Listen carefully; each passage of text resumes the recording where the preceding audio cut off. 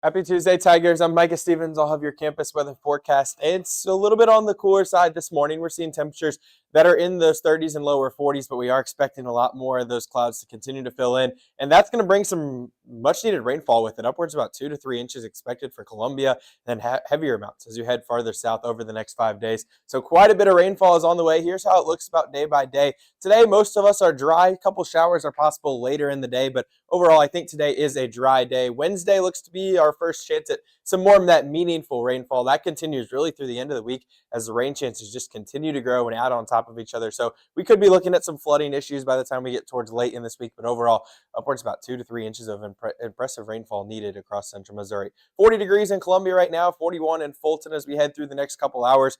40s continue through about the 10 o'clock hour. Then we're into the 50s through the lunch hour. By the time the kids are headed home from school, or maybe you're out headed home from classes, temperature is going to be in the 60s. We'll be near 61 by the time we head towards around that 4 o'clock time frame. Windy conditions, wind gusts upwards of about 30 miles an hour this afternoon.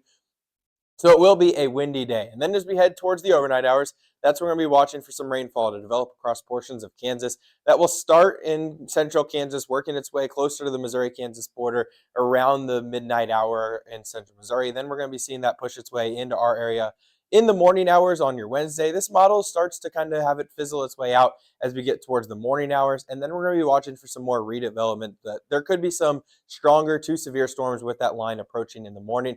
Then we'll watch for the redevelopment in the afternoon. And I think most of this redevelopment is going to be to the east of Columbia, but we'll have to watch that very closely as these storms are going to be in a more favorable environment for severe weather, especially as you head off to southeastern portions of Missouri. And that will continue through the overnight hours into Wednesday. We're going to be watching for some widespread severe weather across portions of Arkansas and then into the Missouri Boot Heel. But I think our threat will be lower as we head towards that time frame.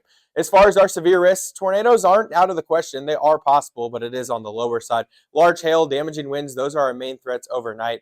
The greatest risk for all that is going to be centered off in Kansas. And then we'll have another risk tomorrow. That is going to be more centered to the south and east. So we're kind of sandwiched in the middle of these two systems as they weaken overnight and then strengthen as we head towards tomorrow afternoon. So that's where we are sitting at. If you are needing more information and getting ways to get warnings, all the local stations have good information, but as well as the National Weather Service does have really good information regarding the system that we have moving through. As far as our temperatures go, warm today, warm tomorrow, then we're cooling off Wednesday, Thursday, Friday into the 40s and 50s, and that continues into the weekend. 62 today, cloudy skies and the windy conditions, 60 degrees as we head overnight. Storm threat is on the increase. We're watching for those windy conditions to continue, and then we'll see the temperatures starting to cool as we head towards Thursday, Friday, and into the weekend with temperatures in the 40s and 50s and rain chances continuing.